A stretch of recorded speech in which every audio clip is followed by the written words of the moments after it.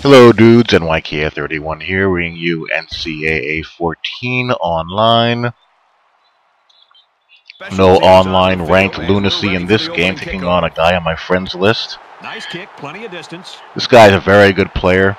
For what it's worth, he's currently ranked 197 on PS3.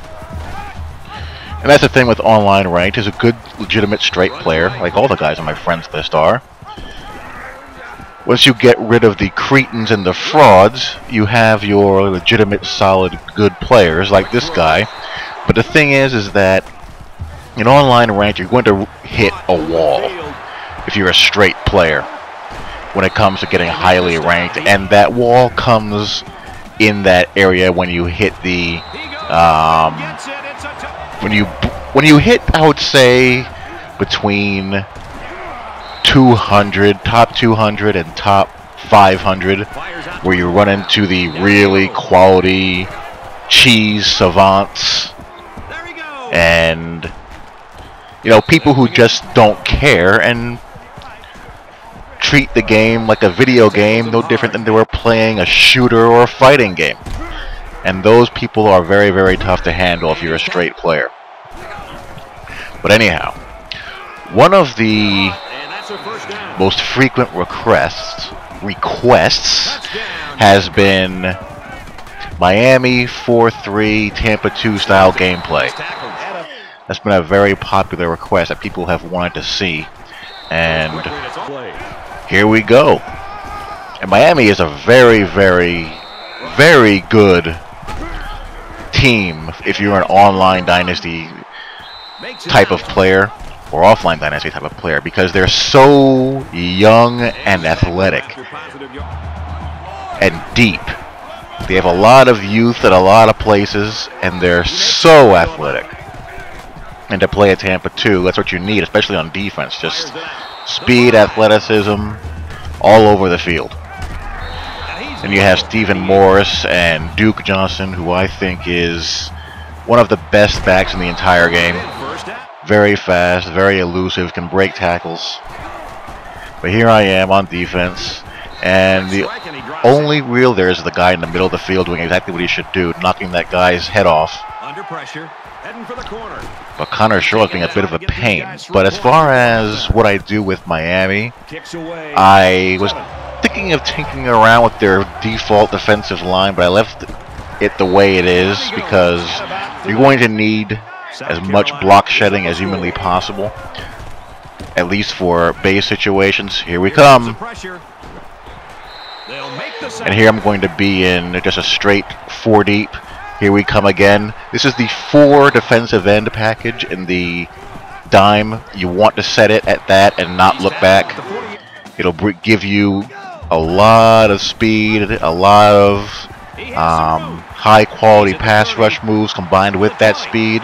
And as you can see there, the 4-man rush really did a lot of good things on back-to-back plays. We get the turnover there.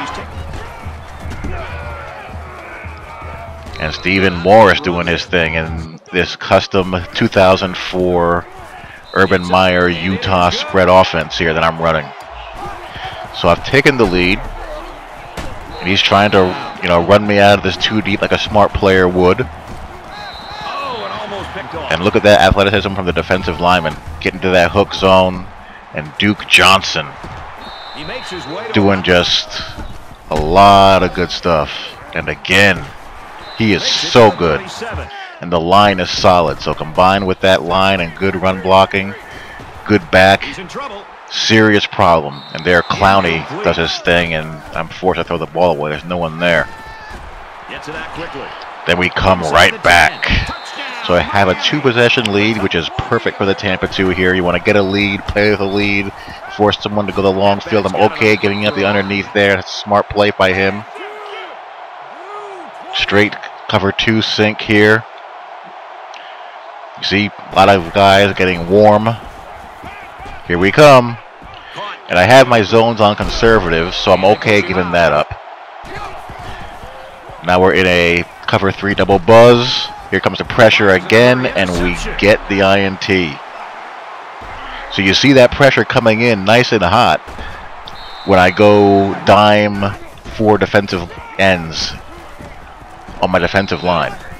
A lot of athleticism, speed, acceleration, good pass rush move. Clowney. Clowney giving me a world of hurt. Here we come again. And would you believe that both those guys overplay that ball? I got exactly what I wanted. I had pressure coming in on your right-hand side from the defensive line. Forced a throw into tight coverage, and they both whiffed. And here I try to get a little bit too cute, asking a lot of a defensive lineman to drop back into a cover 2 zone, blitz hook zone. I probably should have usered him, but I didn't want to get the play away, and he burns me there. So I gotta, you know, run this clock out. QB wrap. Going back to zone depth, I prefer to play my zones on conservative and then flip back to balanced when someone reaches the red zone. With conservative, there's going to be more space allowed underneath the hook zones, but it's going to be a lot harder to get into that seam area that people love to throw to their tight ends or slot receiver, and also the wide side out and curl.